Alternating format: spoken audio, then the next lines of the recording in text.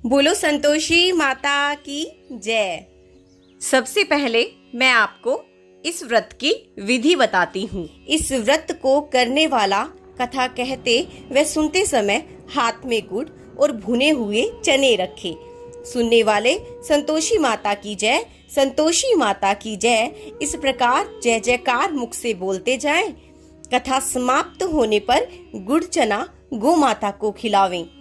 कलश में रखा हुआ गुड़ चना सबको प्रसाद के रूप में बांट दें। कथा से पहले कलश को जल से भरें, उसके ऊपर गुड़ चने से भरा कटोरा रखें।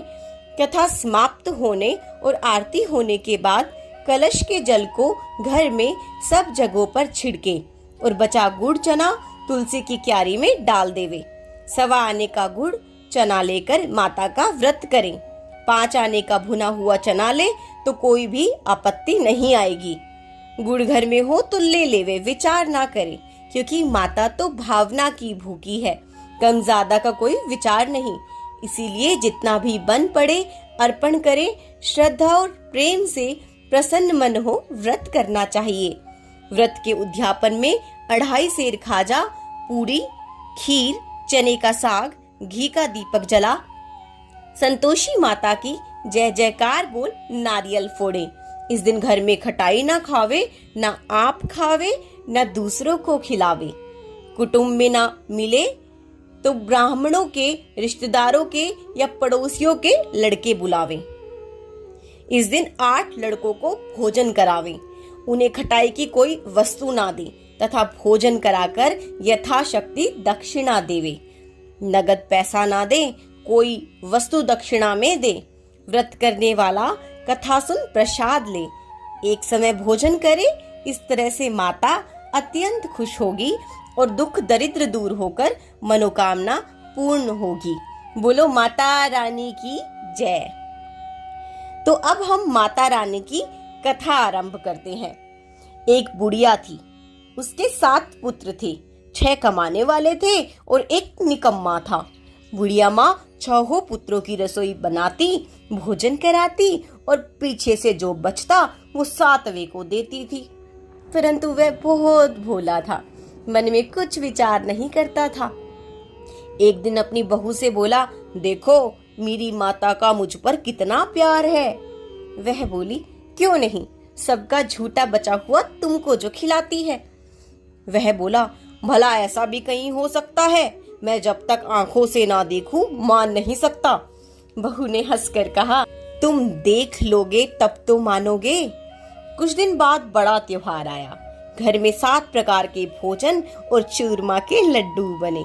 वह जांचने को सर दर्द का बहाना बनाकर पतला कपड़ा सर पर ओढ़कर रसोई घर में सो गया और कपड़े में से सब देखता रहा। 6 भाई भोजन करने आए। उसने देखा माँ ने उनके लिए सुंदर सुंदर आसन बिछाए हैं, 7 प्रकार की रसोई परोसी है। वह आग्रह करके जिमाती है। वह देखता रहा। 6 भाई भोजन कर उठे तब माता ने उनकी झूठी थालियों में से लड्डुओं को उठाया, एक लड्डू बनाया और झूठन साफ कर बुढ़िया माँ ने पुकारा, उठो बेटा, 6 भाई भोजन कर गए हैं, अब तू ही बाकी है, उठना, कब खाएगा? वह कहने लगा, माँ मुझे भोजन नहीं करना, मैं परदेश जा रहा हूँ। माता ने कहा, कल जाता हो तो आज ही जा। वह बोला, हाँ हाँ आज ही जा रहा हूँ। यह कहकर वह घर से निकल गया। चलते समय बहू की याद आई। वह गौशाला में कंडे थाप रही थी। वहां जाकर उससे बोला, हम जावे परदेश को, आवेंगे कुछुक काल, तुम रहियो संतोष से, धर्म अपनो पाल। वह बोली, जाओ पिया आनंद से, हमरो सोच हटाए, राम भरोसे हम रहे, ईश्वर तुम्हें सहाय। देऊ निशानी आपनी, देख धरू मैं धीर, सुधी हमारी मति विसरियो, रखियो मन गंभीर। वह बोला, मेरे पास तो कुछ नहीं, यह अंगूठी है, सो ले, अपनी कुछ निशानी दे। वह बोली, मेरे पास क्या है, यह गोबर भरा हाथ है। कहकर उसकी पीठ में गोबर के हाथ की थाप मार दी। वह चल दिया। चलते चलते दूर देश में पहुंचा। वहां पर एक साहूकार की दुकान थी। वहां जाकर कहने लगा, भाई मुझे नौकरी पर रख लो। साहूकार को जरूरत थी, बोला रह जा। लड़के ने पूछा, तनख्वाह क्या दोगे? साहूकार ने कहा, काम देखकर दाम मिलेंगे। साहूकार की नौकरी मिली। वह सुबह से लेकर रात तक नौकरी पर जाने लगा। कुछ ही दिनों में दुकान का सारा लेन देन, हिसाब किताब, ग्राहकों को माल बेचना, सारा काम अकेला करने लगा। साहूकार के काफी नौकर थे। वो सब चक्कर खाने लगे, अरे यह तो बहुत होशियार बन गया है। सेठ ने भी काम देखा और 3 महीने में उसे आधे मुनाफे का साझीदार बना लिया। वह कम वर्ष में ही नामी सेठ बन गया और मालिक सारा कारोबार उस पर छोड़कर बाहर चला गया। अब बहू पर क्या बीती सो सुनो। सास ससुर उसे दुख देने लगे। सारी गृहस्थी का काम करके उसे लकड़ी लेने जंगल भेज देते। इसी बीच घर की रोटियों के आटे से जो भूसी निकलती उसकी रोटी बनाकर रख दी जाती और फूटे नारियल की नरेली में पानी। इस तरह दिन बीतते रहे। एक दिन वह लकड़ी लेने जा रही थी कि रास्ते में बहुत सी स्त्रियां संतोषी माता का व्रत करती दिखाई दी। वह वहां खड़ी होकर कथा सुनकर बोली, बहनों यह तुम किस देवता का व्रत करती हो और इसके करने से क्या फल होता है? इस व्रत के करने की विधि क्या है? यदि तुम अपने इस व्रत का विधान मुझे समझाकर कहोगी तो मैं आपका बड़ा एहसान मानूंगी। तब उनमें से एक स्त्री बोली, सुनो, यह संतोषी माता का व्रत है। इसे करने से निर्धनता, दरिद्रता का नाश होता है, लक्ष्मी आती है, मन की चिंताएं भी दूर होती है, घर में सुख होने से मन को प्रसन्नता और शांति मिलती है, निपुत्र को पुत्र मिलता है, पति बाहर गया हो तो जल्दी आता है, कुंवारी कन्या को मनपसंद वर मिलता है, राजद्वार में बहुत दिनों से मुकदमा चलता हो तो खत्म हो जाता है, सब तरह सुख शांति आती है, घर में धन जमा होता है, पैसा जायदाद का लाभ होता है, रोग दूर होते हैं और जो कुछ भी मन में कामना हो वो सब इस संतोषी माता की कृपा से पूरी हो जाती है, इसमें कोई संदेह नहीं। वह पूछने लगी, यह व्रत कैसे किया जावे, यह भी बताओ तो बड़ी कृपा होगी। स्त्री कहने लगी, 1.25 आने का गुड़ चना लेना, इच्छा हो तो 5.25 आने का लेना या 1.25 रुपये का भी सहूलियत अनुसार लेना, श्रद्धा और प्रेम से जितना बन सके 1.25 लेना, 1.25 पैसे से 5 आना और इससे भी ज्यादा शक्ति और भक्ति अनुसार लेना, हर शुक्रवार को निराहार रह कथा कहना सुनना, इसके बीच क्रम टूटे नहीं, लगातार नियम पालन करना, सुनने वाला कोई ना मिले तो घी का दीपक जलाना, उसके आगे जल के पात्र को रख कथा कहना, परंतु याद रहे नियम ना टूटे, जब तक कार्य सिद्ध ना हो नियम पालन करना और कार्य सिद्धि हो जाने पर व्रत का उद्यापन करना, ठीक है, बीच में नहीं करना। उद्यापन में सुनो, उद्यापन में 2.5 सेर आटे का खाजा और इसी के साथ खीर और चने का साग बनाना, 8 लड़कों को भोजन कराना, मिले तो देवर जेठ भाई बंधु कुटुंब के लड़के लेना, ना मिले तो रिश्तेदार और पड़ोसियों को बुला लेना, उन्हें भोजन कराना, यथाशक्ति दक्षिणा दे माता का नियम पूरा करना, पर खटाई ना खाना। यह सुन बुढ़िया के लड़के की बहुत चल दी, रास्ते में लकड़ी के बोझ को बेच दिया और उन पैसों से गुड़ चना ले माता के व्रत की तैयारी कर आगे चली और सामने मंदिर देख पूछने लगी, यह मंदिर किसका है? सब कहने लगे, संतोषी माता का मंदिर है। यह सुन माता के मंदिर में जा माता के चरणों में लौटने लगी, दीन होकर विनती करने लगी, माँ मैं निपट मूर्ख हूँ, व्रत के नियम नहीं जानती, मैं बहुत दुखी हूँ। माता को दया आई। एक शुक्रवार बीता कि दूसरे शुक्रवार को ही उसके पति का पत्र आया और तीसरे को उसका भेजा हुआ पैसा भी आ पहुंचा। यह देख जेठानी मुंह सुकोड़ने लगी। इतने दिनों में इतना पैसा आया, इसमें क्या बड़ाई है। लड़के ताना देने लगे। काकी के पास तो अब पत्र आने लगे हैं, रुपया आने लगा है, अब तो काकी की खातिर बढ़ेगी, अब तो काकी बुलाने से भी नहीं बोलेगी। बेचारी सरलता से कहती, भैया पत्र आवे रुपया आवे तो हम सबके लिए अच्छा है। ऐसा कहकर आंखों में आंसू भरकर संतोषी माता के मंदिर में आ मातेश्वरी के चरणों में गिरकर रोने लगी। माँ, मैंने तुमसे पैसा नहीं मांगा, मुझे पैसे से क्या काम है, मुझे तो अपने सुहाग से काम है। मैं तो अपने स्वामी के दर्शन और सेवा मांगती हूँ। तब माता ने प्रसन्न होकर कहा, जा बेटी, तेरा स्वामी आएगा। यह सुन खुशी से बावली हो घर में जा काम करने लगी। अब संतोषी माँ विचार करने लगी, इस भोली पुत्री से तो मैंने कह दिया कि तेरा पति आएगा, पर आवेगा कहाँ से, वह तो स्वप्न में भी उसे याद नहीं करता। लगता है उसे याद दिलाने मुझे जाना पड़ेगा। इस तरह माता बुढ़िया के बेटे के पास जा स्वप्न में प्रकट हो कहने लगी, ओ साहूकार के बेटे, सोता है या जागता है। वह बोला, माता सोता भी नहीं हूँ और जागता भी नहीं हूँ, बीच में ही हूँ, कहो क्या आज्ञा है। माँ कहने लगी, तेरा घर बार कुछ है या नहीं है। वह बोला, मेरा सब कुछ है माता, माँ बाप भाई बहन बहू क्या कमी है। माँ बोली, भोले पुत्र, तेरी स्त्री घोर कष्ट उठा रही है, माँ बाप उसे दुख दे रहे हैं, तू उसकी सुधि ले।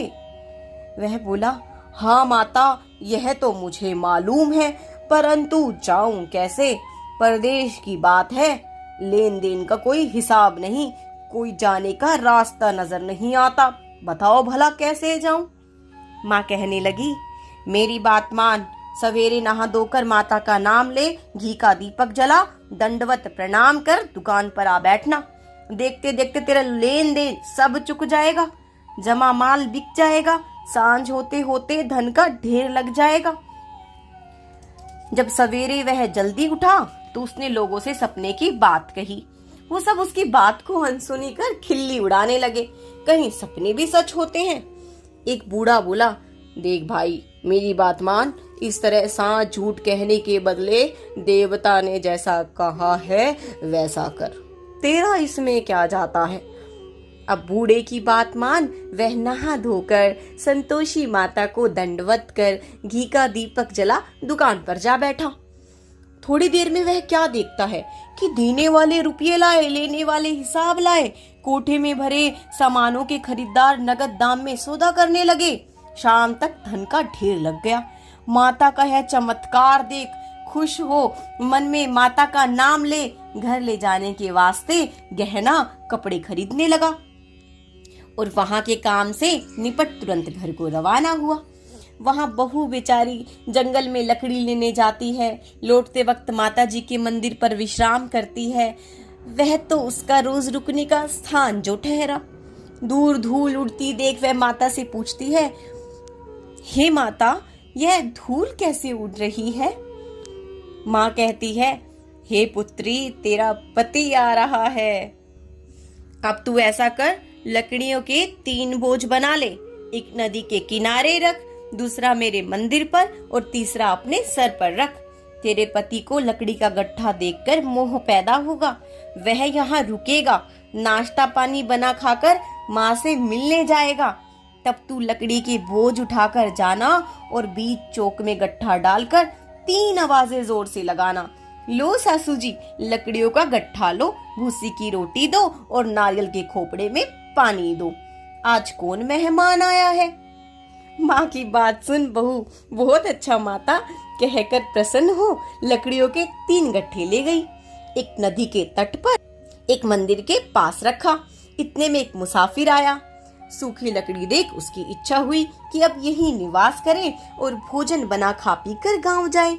इस प्रकार भोजन बना विश्राम ले वह गांव को गया, सबसे प्रेम से मिला। उसी समय वह सर पर लकड़ी का गट्ठे लिए उसकी बहू आती है। लकड़ी का भारी बोझ आंगन में डाल जोर से 3 आवाज देती है, लो सासू जी, लकड़ी का गट्ठा लो, भूसी की रोटी दो, नारियल के खोपड़े में पानी दो, आज कौन मेहमान आया है। यह सुनकर उसकी सास अपने दिए हुए कष्टों को भुलाने हेतु कहती है, बहू ऐसा क्यों कहती है, तेरा मालिक ही तो आया है। आ बैठ, मीठा भात खा, भोजन कर, कपड़े गहने पहन।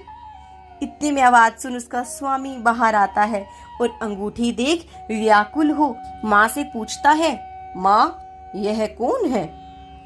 माँ कहती है, बेटा तेरी बहू है, आज 12 वर्ष हो गए हैं, जब से तू गया है तब से सारे गांव में जानवर की तरह भटकती है, काम काज घर का कुछ नहीं करती, 4 समय आकर खा जाती है और तुझे देखकर देख अब भूसी की रोटी और नारियल के खोपड़े में पानी मांगती है।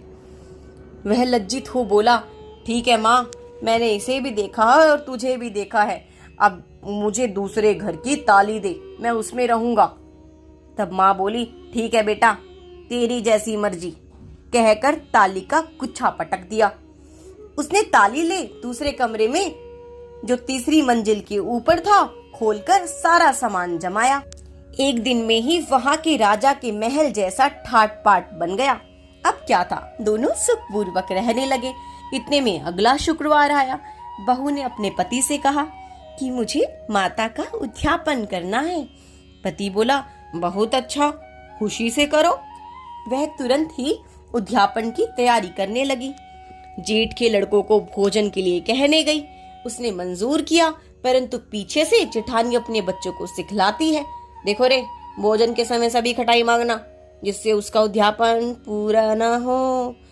लड़के झीमने आए, खीर पेट भर खाई, परंतु याद आते ही कहने लगी, हमें तो खटाई दो, खीर खाना हमें नहीं भाता, देखकर अरुचि होती है।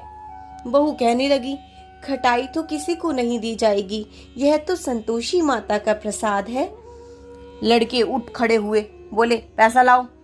भोली बहू कुछ नहीं जानती थी, सो उन्हें पैसे दे दिए। लड़के उसी समय उठ करके इमली ला खाने लगे। यह देख बहू पर माताजी ने कोप किया। राजा के दूत उसके पति को पकड़ कर ले गए। जेठ जेठानी मनमाने खोटे वचन कहने लगे, लूट लूट कर धन इकट्ठा कर लाया था, सो राजा के दूत पकड़ कर ले गए। अब सब मालूम पड़ जाएगा जब जेल की हवा खाएगा। बहू से यह वचन सहन नहीं हुए। रोती रोती माता के मंदिर में गई। हे माँ, तुमने यह क्या किया, हंसाकर अब क्यों रुलाने लगी। माता बोली, पुत्री, तूने उद्यापन करके मेरा व्रत भंग किया, इतनी जल्दी सब बातें भुला दी। वह कहने लगी, माता भूली तो नहीं हूँ, ना कुछ अपराध किया है, मुझे तो उन लड़कों ने भूल में डाल दिया, मैंने भूल से पैसे दे दिए, मुझे क्षमा करो माँ। माँ बोली, ऐसा भी कहीं भूल होती है। वह बोली, माँ मुझे माफ कर दो, मैं फिर दोबारा उद्यापन करूंगी। माँ बोली, अब भूल मत करना। वह बोली, अब भूल ना होगी। माँ अब बताओ वह कैसे आवेंगे। माँ बोली, जा पुत्री, तेरा मालिक तुझे रास्ते में आता मिलेगा। वह घर को चली, राह में पति आता मिला। पूछा, कहाँ गए थे तुम। तब वह कहने लगा, इतना धन जो कमाया है उसका टैक्स भी तो भरना है, राजा ने वही मांगा था, वह भर कर आया हूँ। वह प्रसन्न हो बोली, भला हुआ, अब घर को चले। कुछ दिन बाद फिर शुक्रवार आया। वह बोली, माता का उद्यापन करना है। पति ने फिर कहा, कर लो। वह फिर जेठ के लड़कों से भोजन को कहने गई। जेठानी ने 1-2 बात सुनाई और लड़कों को सिखा दिया कि तुम पहले ही खटाई मांगना। लड़के कहने लगे, हमें खीर खाना नहीं बाता, जी बिगड़ता है, कुछ खटाई खाने को दो। वह बोली, खटाई खाने को नहीं मिलेगी, आना है तो आओ। वह ब्राह्मण के लड़के लाकर भोजन कराने लगी। यथाशक्ति दक्षिणा की जगह पर 1-1 फल उन्हें दिया। इससे संतोषी माता प्रसन्न हुई। माता की कृपा होते ही 9वें मास उसको चंद्रमा के समान सुंदर पुत्र प्राप्त हुआ। पुत्र को लेकर प्रतिदिन माता जी के मंदिर को जाने लगी। माँ ने सोचा कि वह रोज आती है, आज क्यों ना मैं उसके घर चलूं, इसका आसरा देखूं तो सही। यह विचार कर माता ने भयानक रूप बनाया, गुड़ और चने से सना मुख, ऊपर से सूंड के समान होठ, उस पर मक्खियां भिनभिना रही थी। दहलीज में पांव रखते ही उसकी सास चिल्लाई, देखो रे, कोई चुड़ैल डाकिन चली आ रही है, लड़कों इसे भगाओ नहीं तो खा जाएगी किसी को। लड़के डरने लगे और चिल्लाकर खिड़की बंद करने लगे। बहू रोशनदान में से देख रही थी, प्रसन्नता से पगली होकर चिल्लाने लगी, आज मेरी माता मेरे घर आई है। यह कहकर बच्चे को दूध पीने से हटाती है। इतने में सास का क्रोध फूट पड़ा। बोली, रान, इसे देखकर कैसी उतावली हुई जो बच्चे को पटक दिया। इतने में माँ के प्रताप से जहां देखो वहां लड़के ही लड़के नजर आने लगे। बहू बोली, माँ जी, मैं जिसका व्रत करती हूँ यह वही संतोषी माँ है। इतना कहकर झट से सारे किवाड़ खोल देती है। सबने माता के चरण पकड़ लिए और विनती कर कहने लगे, हे माता, हम सब मूर्ख हैं, अज्ञानी हैं, पापी हैं। तुम्हारे व्रत की विधि हम नहीं जानते। तुम्हारा व्रत भंग करके हमने बहुत बड़ा अपराध किया है। हे माता, आप हमारा अपराध क्षमा करो। इस प्रकार ये सब करने से माता प्रसन्न हुई। माता ने बहू को जैसा फल दिया वैसा माता सबको दे। जो पढ़े उसकी मनोरथ पूर्ण हो। बोलो संतोषी माता की जय।